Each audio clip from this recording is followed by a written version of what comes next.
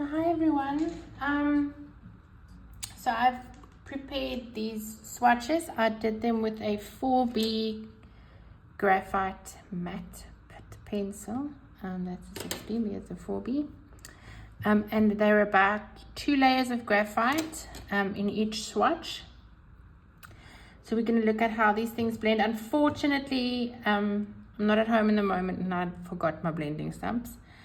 But I would say that I prefer kind of not using them unless you are looking for some detail work, and also that these blending stumps, the cheaper they are, the poorer the quality, and they have a tendency to kind of stain the paper, so I'm not crazy about them. I kind of prefer using other techniques, but I will show you the blending stump demo somewhere in the future. So one of my favorites are cotton buds, and they do make for quite great blending.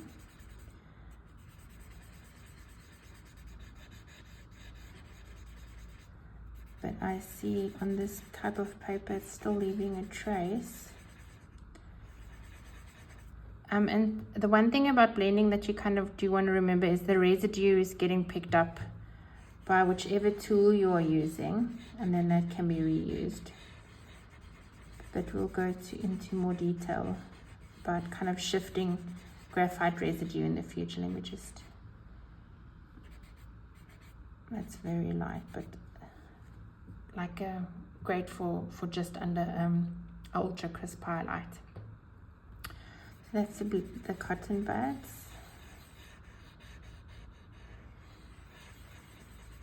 And my personal opinion is blending is useful for either larger areas if you want to have a softer look. So it doesn't mean that it always needs to be used. Then we've got some just straightforward cotton wool. I'm just going to make it a bit smaller so that it's not smudging everything. And normally when you're blending, you are working in circles to prevent the kind of even surface coverage, because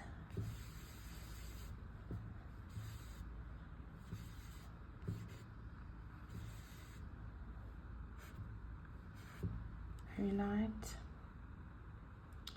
Then we've got a softer tissue paper.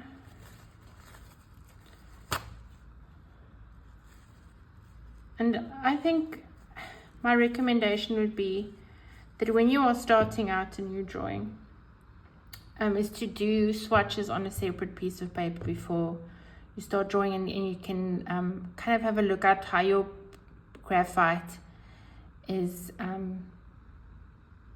how the application is going and how that blending is working on that specific kind of new paper that you aren't used to, so that you know what effect that you want to create, is the intention that you're going to get is going to be there. Just, this is a softer tissue paper. And then many artists like using a paintbrush to blend their graphite. This is not something I've ever used on a regular basis. And obviously if you're using a harder bristles, the effect's going to be different. There's very, very light residue going on there. But you can see it's not as harsh as using tissues. And it's very light and soft. Okay.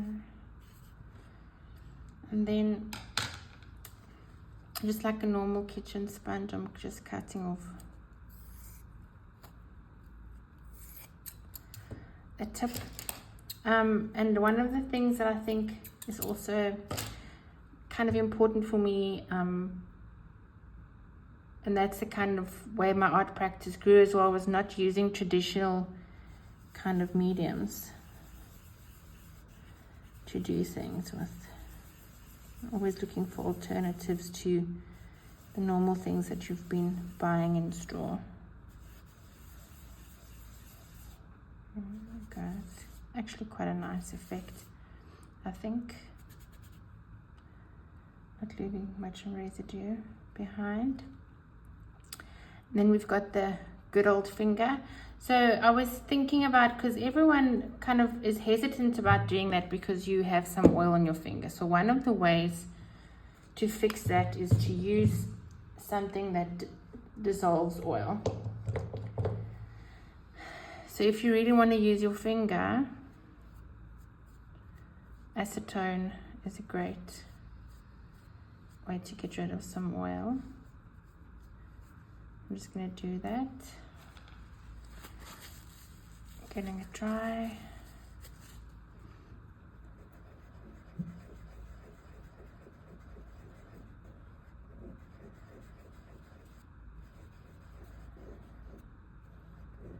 I've actually loved using my finger as it just brings me closer to the work. I'm not an artist that loves using too many tools, that's separating my hand between the page, and kind of using my body is something that I'm very just feel closer to the work with, and there's more of me kind of going into it, and getting rid of the kind of the meticulousness of, but that is kind of very personal thing. So there we go. That's it for blending tools for now. A quick introduction. Thanks for watching.